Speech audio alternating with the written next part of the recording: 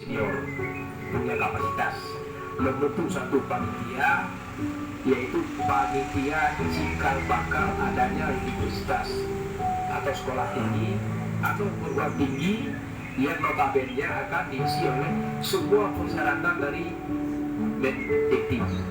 Itu perlu Pak, perlu disiapkan, ada Bang Yahya dari DPR, nanti juga ada dari jajaran saya, yaitu fraksi Nasdem sudah pasti.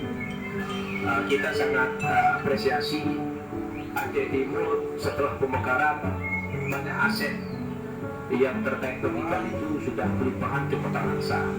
Yang dulu kita tahu ada UNSAM, kemudian ada YN Jaya Jepara, yang sekarang sudah jadi Kota Badia atau sudah beralih ke Kota Langsa. Ini adalah momen baru yang bisa kita bekerja sama jika bakal bisa lahir satu sekolah tinggi atau perguruan tinggi di Aceh Timur yang dengan sendirinya semua stakeholder dan kepentingan generasi kita untuk jangka panjang lebih terupdate, termasuk dengan